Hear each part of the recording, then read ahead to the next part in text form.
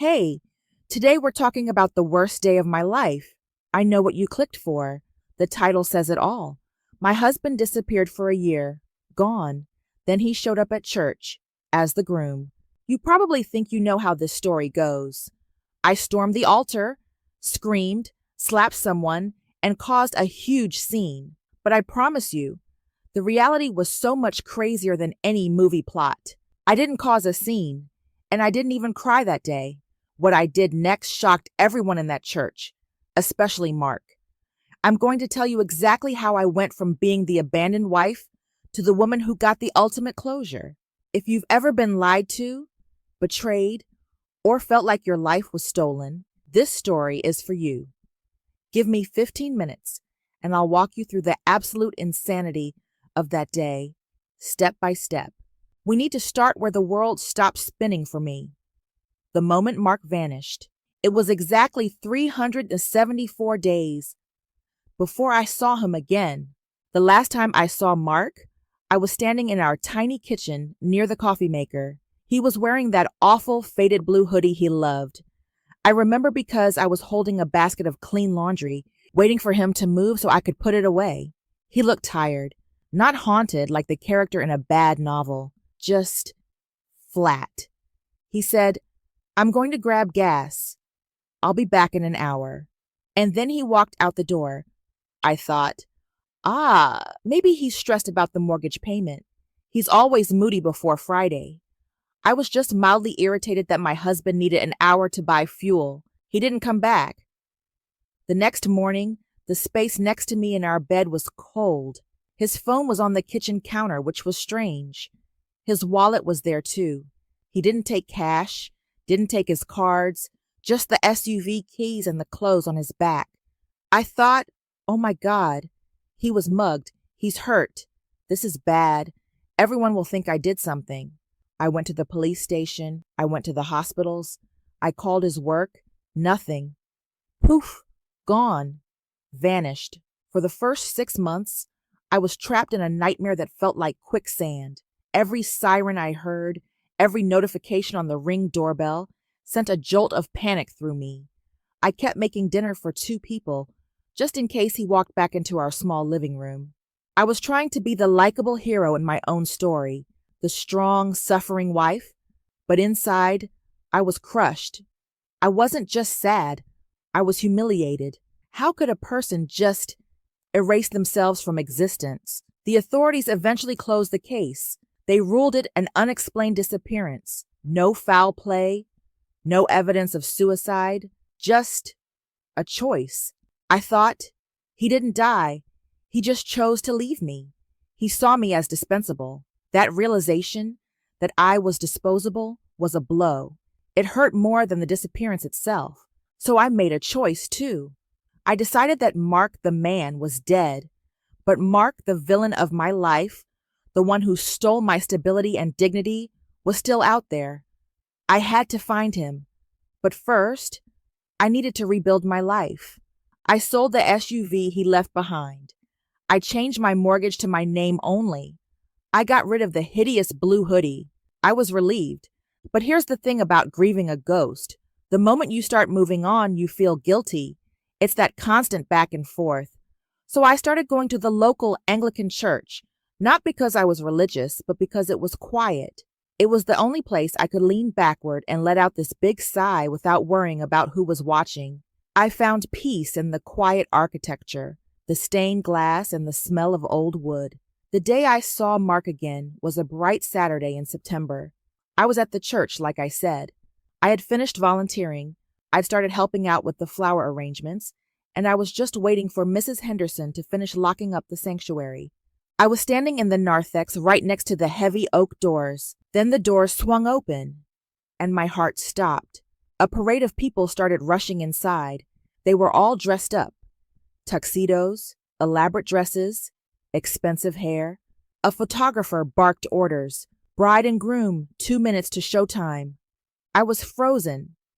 I kept tapping my pen on the wooden table where I had been organizing flowers, completely anxious, even though I didn't know why yet. A woman rushed past me holding a massive white silk train. She smelled of a sweet floral perfume that felt alien and defiant. I thought, this is the most elaborate, beautiful wedding I've ever seen.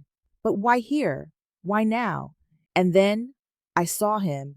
He was standing right by the main aisle, talking nervously to the priest. He was wearing a dark gray suit, a much nicer suit than he ever owned when he was with me. He looked thinner, healthier, and he had that haunted look I expected, but it was buried under a layer of smug self-satisfaction. It was Mark, my husband. My stomach dropped, an agonizing descent into hell. The world went instantly silent.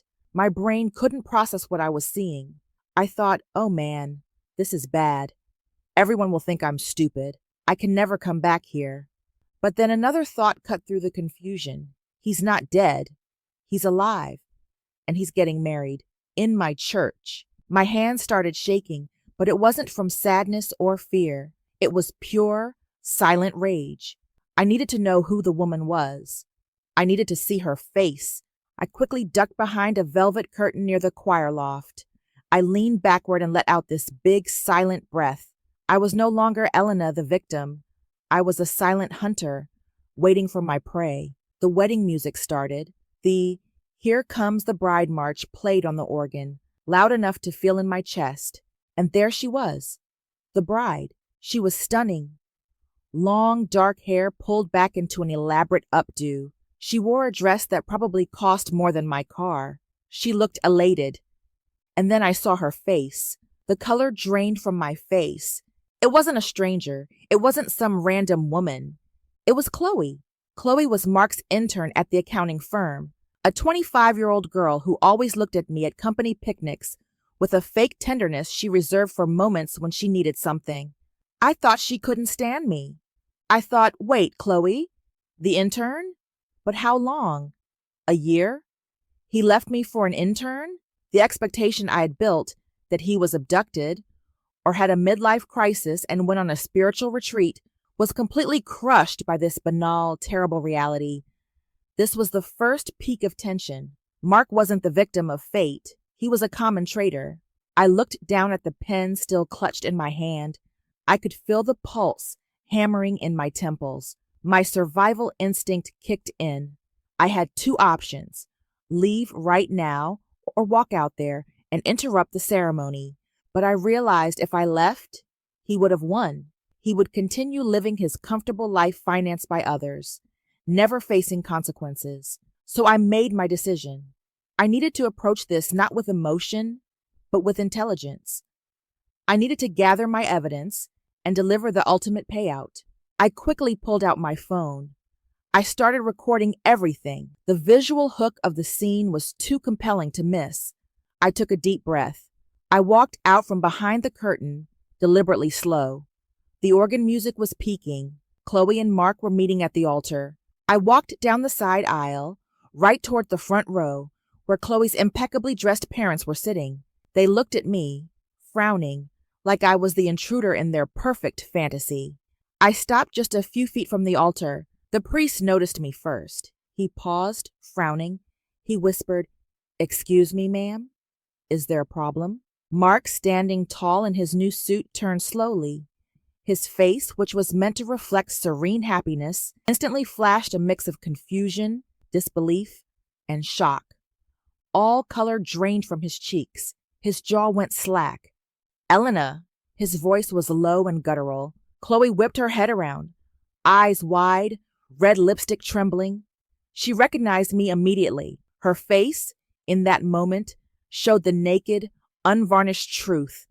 She looked terrified. She whispered in a panic, "No, no, Mark. What is she doing here?" I smiled. Not a happy smile. A slow, chilling smile that surprised even me. The type of smile that says, "I'm not confused. I'm clearer than I have been in years."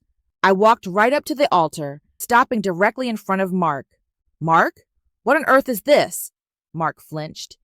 He knew exactly what this was. The year he stole from me. "Elena, you shouldn't be here. It's an intimate ceremony." I thought, intimate? Right. Mark always did have convenient excuses ready.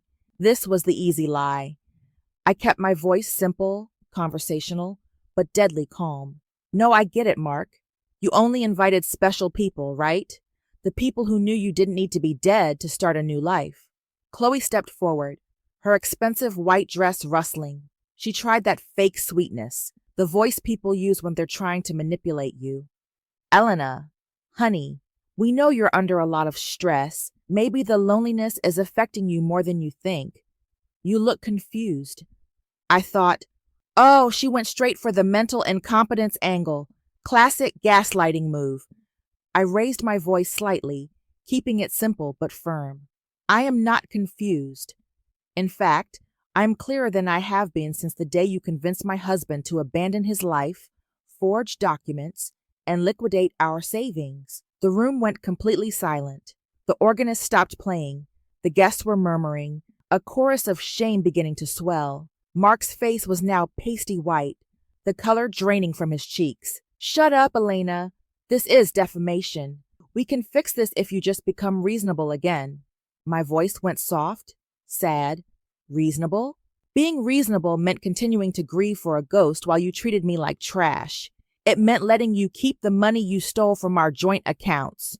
You have no proof. I smiled again. Ah, but this is where reality beats expectations, Mark. I did not arrive empty-handed. I lifted my phone, turning the screen outward toward the entire assembly. It was still recording. Mark, I'm only going to explain this to you once. For a year, I treated you like a memory with feelings. I used the loneliness to mourn my dignity. You chose to vanish, hoping I would simply disappear from your life so you could collect the rest of my assets when the paperwork went through. You saw me as an obstacle, and Chloe, you saw me as a means to an expensive dress and a comfortable life financed by others. Do you know why I didn't come here to cause a scene? Because I have something much more valuable than your shame to collect. You need to remember something critical about the last year. When you disappeared, you liquidated our joint accounts, the ones we built together. You thought I wouldn't notice until it was too late. But you forgot one thing. The moment you vanished, I went to the police, and then I went to our lawyer. We initiated divorce proceedings based on abandonment 6 months ago. The day the paperwork was finalized, I had already frozen every asset, every account, and every insurance policy we owned. Chloe screamed, "You're lying! We checked the papers." The papers said you were still MIA, and Mark was the sole remaining signatory. I kept my voice quiet. That's what your crooked notary told you, Chloe. But I know you met with him. I had you followed. I paused, looking directly at Mark, whose jaw was slack. You and Chloe spent a year running from imaginary debts, hiding in a 4-star hotel, and meeting in a secret car, planning to steal everything I had built. But while you were running, I was cleaning. I cleaned out our shared investment accounts. I sold the house in my name alone, paid off the mortgage, and transferred the proceeds to a private, protected trust. Mark, you left a year ago because you thought you needed to disappear to escape the debt you secretly accumulated. You wanted Chloe and the new life, and you thought faking your death would make it easier to steal my assets and start fresh. That's not true. You left because Chloe convinced you that my stable, successful life was an obstacle between you and your imagined wealth. I looked at the guests. I needed to deliver the atomic unit of the story. Ladies and gentlemen, you are all witnesses to a beautiful ceremony. The only problem is, the groom is financially bankrupt, legally separated, and currently attempting to marry an accomplice in identity fraud. I then looked at the priest. Wow, that was really the best performance you've ever given. The priest stammered, "Ma'am, please." The police, I shrugged, keeping my tone casual. "Oh, they're already here." I called the local precinct before I walked in. I thought it was important they witness my former husband's resurrection. The heavy oak doors burst open for the second time. 2 uniformed officers walked rapidly toward the altar, ignoring the stunned guests. One officer said, "Mark Stevens, there's a warrant for your arrest for financial fraud and violation of a court order. You need to come with us." Chloe started to scream, a genuine gut-wrenching scream, the sound of contained rage and utter defeat. It burns. My life is on fire. Mark stared at me, his eyes wide with betrayal. You made a joke of me. I kept my voice calm and direct. No, Mark, you chose this path. I just provided the consequences. Mark and Chloe were escorted out in handcuffs, the sound of the organ music now replaced by the clicking of metal. The police had recovered enough evidence to confirm their year-long plot, forging documents to hide assets, assuming I was too confused to fight back, and liquidating funds. They thought I was the fool who believed in love. The wedding was obviously canceled. The guests were stunned. Chloe's parents were apoplectic. But me? I felt strangely light, as if I left an enormous burden in that church. I walked out of that church, past the flashing lights of the patrol car, and stepped into the sunlight. I wasn't the grieving widow anymore. I wasn't the confused wife. I was Elena, and for the first time in years, I was my own first concern of the day. I won back my dignity, my freedom, and my right to live free from the abuse of those who supposedly loved me. Reality beat my expectations that day. I expected pain, but I got justice. I expected humiliation, but I got clarity. You see, true love never has a price, and freedom is never too expensive. I have finally learned that the most important person I have to love and protect is myself. I had professional help, I had mental clarity, and I had an army of friends, met after this drama, who witnessed my transformation firsthand. Till then, thank you for listening to my story. Let me know in the comments. If you were standing there, what is the first thing you would have shouted? See you on the next story. Peace.